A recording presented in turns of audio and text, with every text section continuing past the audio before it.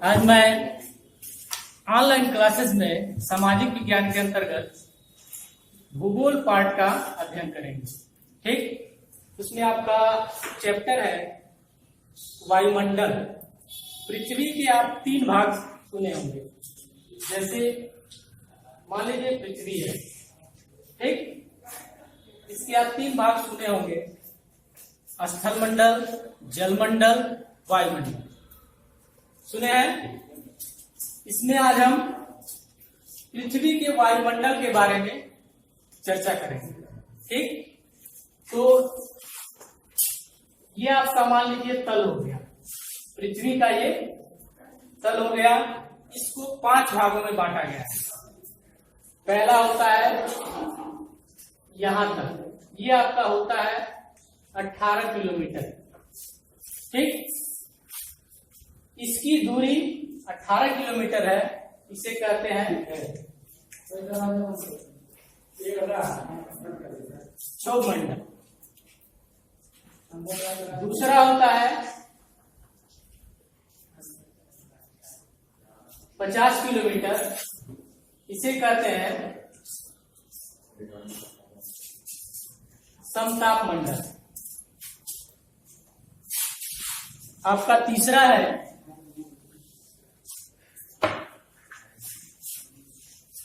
ये होता है 80 किलोमीटर, क्षोभ मंडल, समताप मंडल। ये होता है आयन मंडल, नहीं सॉरी, मध्य मंडल।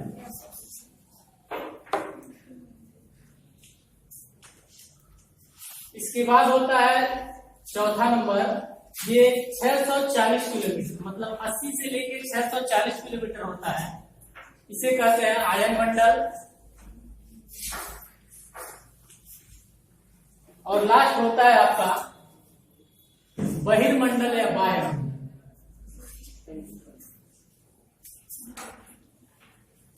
ठीक, ये अब लास्ट सीमा तक होती है। अब इसमें आप सबसे पहला देखिए क्षोभ मंडल। पृथ्वी के तल से लेके 18 किलोमीटर तक क्षोभ मंडल पाया जाता है। इसी में सभी वायुमंडलीय घटनाएं होती हैं। मतलब इसके अंदर आपको बादल भी इसी से नीचे मिलेंगे। ये जो बादल है, पेड़ पौधे, हवा, चिड़िया, पक्षी, जितने जानवर मिलेंगे सब इसी क्षोभ मंडल में आपको मिलेंगे। ये हो गया आपका क्षोभ मंडल पहला। जितनी वर्षा होती है, हवा आती है, सब इसी के अंतर्गत, इसके ऊपर कुछ नहीं। ठीक, अब दूसरा जो है आपका ये जो 50 किलोमीटर है 18 के बाद, ये होता है समताप मंडल। इसी में जो भी आपकी जहाज या वायुयानें चलती हैं, इसी के बीच में चलती हैं यहां तक। मतलब बादल से ऊपर जो आपको सफेद सफेद बादल, वर्षा वाले बादल दिखाई देते हैं, जहाज हमेशा उसके ऊपर चलना चाहती है, इसलिए कि उसके नीचे उसको पक्षी, बादल, धुंध सब चीज मिलेगा, तो उसमें टक्कर होने की संभावना रहती है। ये जो समताप मंडल होता है, ये एकदम शांत होता है, मतलब इसमें कुछ नहीं मिलेगा, इसीलिए वायुयान इसके ऊपर यहां तक चलते हैं। ठीक, समझिए उन सबों का वो रास्ता है। इसके ऊपर वाला जो ये हिस्सा देख रहे हैं, इसके और इसके बीच में 2-3 किलोमीटर तक होता है। यहाँ पे आप सुने होंगे परावैगनी किरणें जो सूर्य से आती हैं, तो यही रोकता है, इसे कहते हैं ओजोन परत। एक मोटी परत है ये, तो सूर्य की प्रकाश की किरणें जब पड़ती हैं तो ये छान देता है, समझिए छान देता है, तो जो हमको मिलता है वो हमारे दोस्त आंखों को नुकसान नहीं पहुंचाता है। तो ये हो गया आपका समताप मंडल। तीसरा है मध्य मंडल। ये इसको ठंडा मंडल भी कहा जाता है। ठीक, जितने भी तारे टूट के गिरते हैं टक्कर के कारण, या रात को कभी देखे होंगे आग की तरह जलता हुआ आता है, तो इसी मंडल में आके वो ठंडा होकर समाप्त हो जाता है। ठीक, इसे क्या कहते हैं मध्य मंडल। धूमकेतु या पुच्छर तारा का जितने भी ऊपरी दुर्घटना होते हैं, उससे जो भी टूट के आते हैं तो इस मंडल में ठंडा हो जाते हैं। ठंडा होकर पृथ्वी पर गिरते हैं तो कोई नुकसान नहीं पहुंचाते।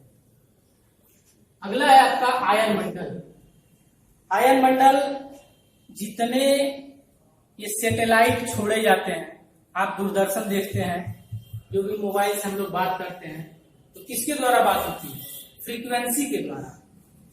इसी में वो सैटेलाइट स्थापित किए जाते हैं इस मंडल में। क्या नाम है इसका? आयन मंडल। इसमें केवल तरंगे पाई जाएंगी, पक्षी यहाँ साथ जा ही नहीं सकते, क्योंकि तरंगों में मतलब झटका होता है।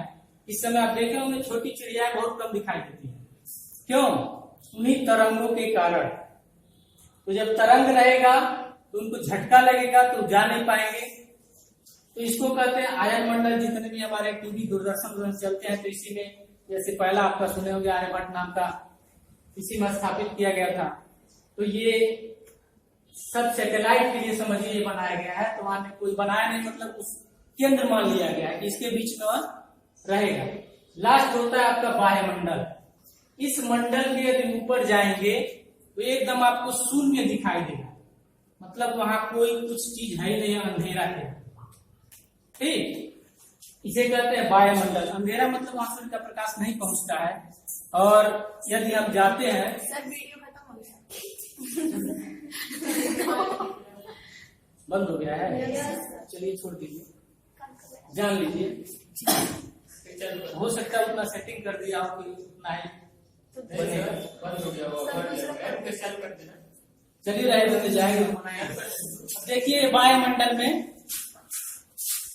जब वहां सूर्य का प्रकाश नहीं पहुंचता है तो एकदम अंधेरा हो जाता है। चल रहा है सर,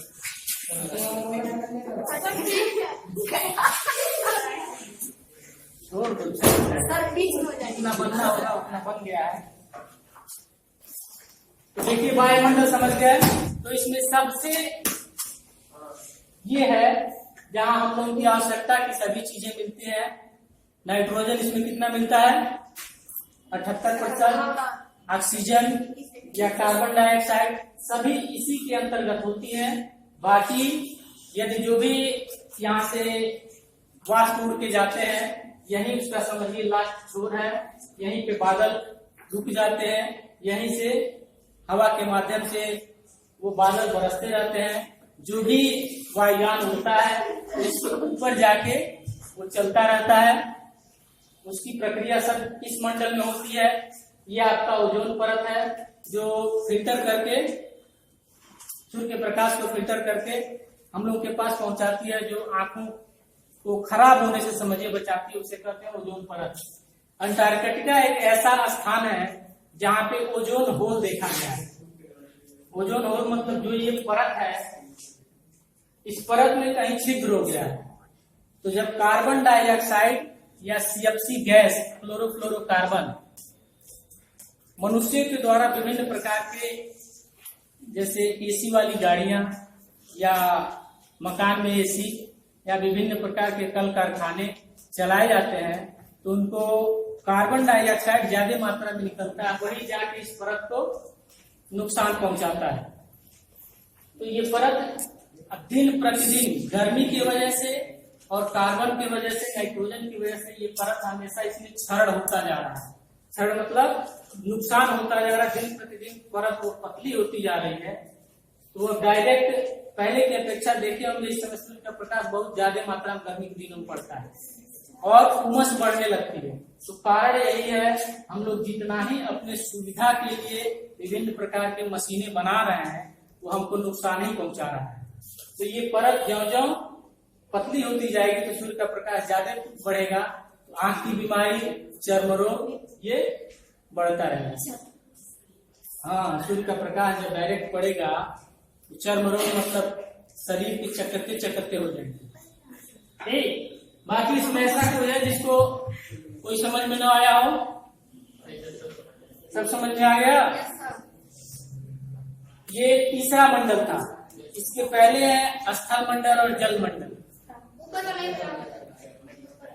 लास्ट वाला वायुमंडल, मतलब ये पृथ्वी के मंडल के समझिए सबसे लास्ट छोर है। यहाँ पे कुछ भी नहीं मिलता है, एकदम शून्य, मतलब आपको कुछ सुनाई नहीं देगा, हवा हवा कुछ नहीं मिलेगा वहां से। तो जहाँ हवा नहीं होगी वहां आप जानते हैं कि हम लोगों को सुनाई देगी नहीं। ठीक,